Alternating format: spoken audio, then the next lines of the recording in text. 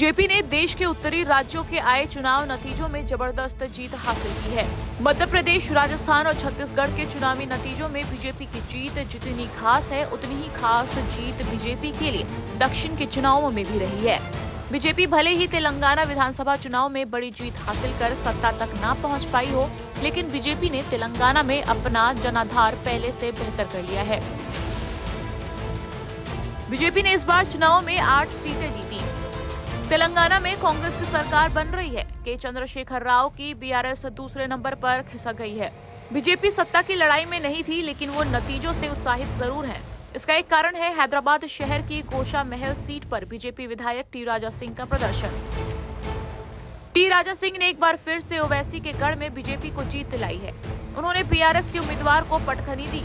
हालांकि टी राजा सिंह के लिए ये सीट जीतना इतना आसान नहीं था। बीजेपी विधायक टी राजा सिंह ने जीत के बाद खुद इस बात का खुलासा करते हुए बताया कि कैसे एआईएमआईएम ने राजा सिंह को हराने के लिए बड़ा प्लान बनाया था।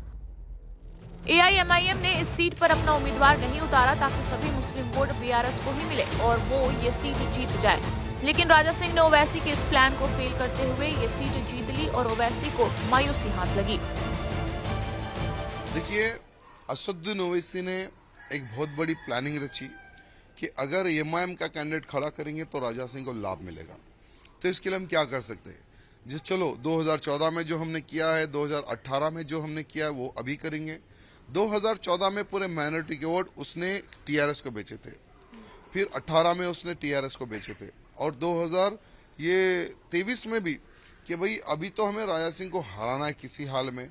तो उन्होंने एक ऐसे कैंडिडेट को डिसाइड किया कि भाई वो मारवाड़ी हो, राजस्थानी हो।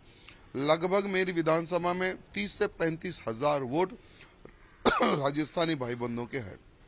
तो अगर उनका वोट हम डाइवर्ट कर ले और लगभग 70,000 माइनॉरिटी वोट है, अगर उनको हम अपने समर्थन में दलवा ले तो 1 लाख मेजोरिटी से हम जीत जाएंगे, राजा सिंह की हार होगी।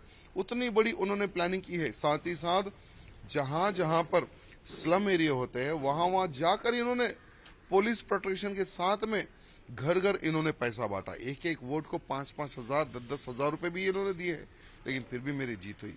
वो लोगों ने, उनकी दृष्टि कुछ अलग थी कि भाई मारवाड़ी भाई बंधु, राजस्थानी भाई बंधु जितने जो हमारे समाज के हमारे को सपोर्ट में आ जाएंगे पैसा देने से, लेकिन हमारे लोग समझदार है। यहाँ पर गोशामेल विधानसभा में गैया मैया को मानने वाले लोग हैं, गौ माता की सेवा करने वाले लोग हैं, और हम एक गौरक्षक हैं। और ओवैसी को मुंह तोड़ जवाब देना अगर कोई दे सकता है तो राजा सिंह।